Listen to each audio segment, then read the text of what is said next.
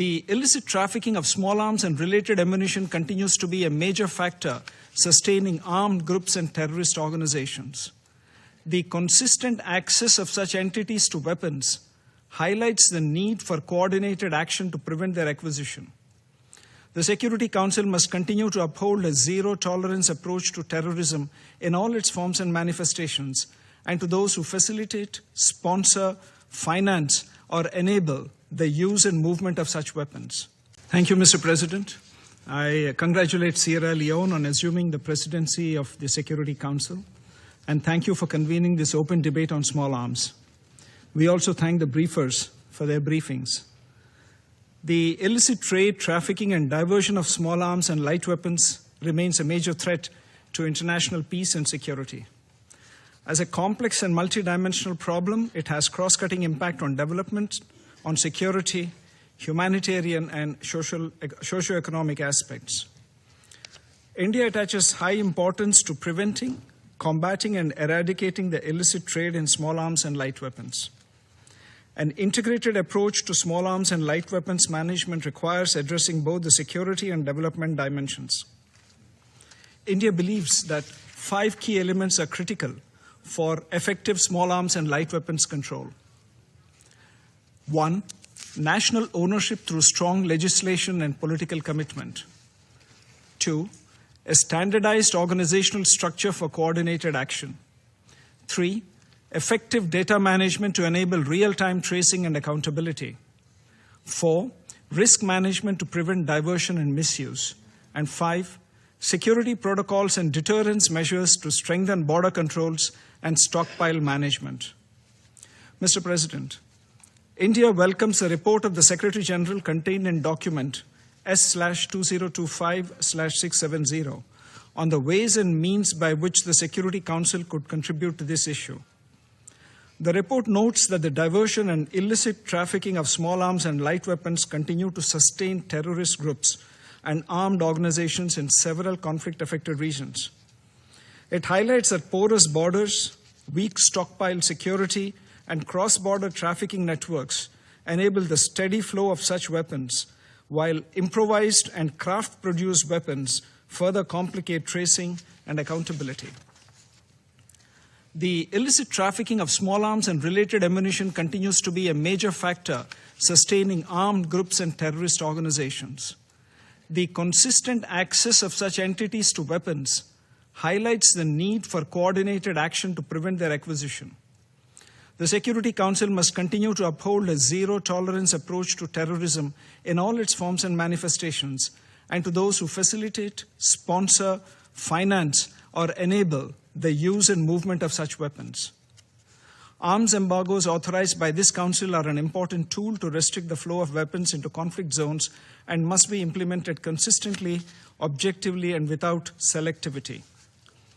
Mr. President, India has fought the scourge of terrorism for several decades and is therefore aware of the dangers posed by the diversion and illicit transfer of small arms and ammunition to armed non-state actors and terrorist groups. India has suffered due to cross-border terrorism carried out using illicit weapons trafficked across our borders, including now through the use of drones. The increase in the volume and sophistication of such arsenals reminds us that these groups cannot sustain themselves without being enabled, financed, or supported. In this regard, India welcomes the consensus outcome document at the 8th Biennial Meeting of States on the UN Programme of Action on Small Arms and Light Weapons that recognize the adverse effects of illicit arms trade in exacerbating terrorism. International cooperation is indispensable in preventing diversion, disrupting trafficking networks, improving customs and border coordination, and enabling timely intelligence and information exchange. India supports the redoubling of efforts at the national and global level to strengthen the implementation of the UN Programme of Action and the International Tracing Instrument, including through national legislative measures and enforcement, through export controls, information sharing, and capacity building. India also participated actively in the deliberations and supported the establishment of a global framework for through-life conventional ammunition management, which we hope will strengthen the safe, secure, and sustainable ammunition management, which contributes significantly to our efforts to combat the threat of illicit diversion to terrorists. Mr. President, UN peacekeeping missions where mandated can assist host states in building institutional capacities related to stockpile security, marking, registration, and disposal of recovered weapons from non-state actors. However, peacekeeping missions should not be assigned embargo enforcement roles, as such tasks alter their core mandate and may place peacekeepers in direct operational risk. India regularly submits national reports under the Programme of Action and international tracing instruments. We have established strong legislative, regulatory, and administrative mechanisms to prevent and combat illicit arms trafficking. India also maintains strict export controls over all munitions and related items.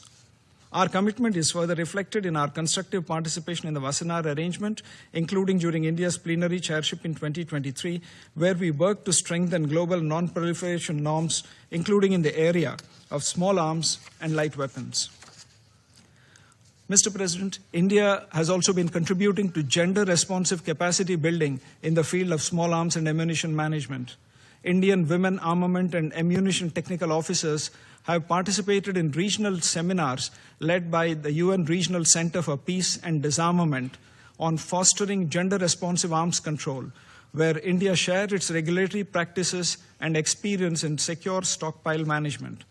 In addition, Indian women officers have served as trainers in UN-led programs on conventional ammunition management, supporting the implementation of the global framework for through-life conventional ammunition management and encouraging the meaningful participation of women technical experts in this field. India remains committed to sharing its expertise and advancing inclusive approaches to safe and accountable ammunition practices. In conclusion, let me reiterate India's firm commitment in preventing the misuse of small arms and light weapons by terrorist groups and thereby continue to contribute in the global fight against terrorism. I thank you, Mr. President.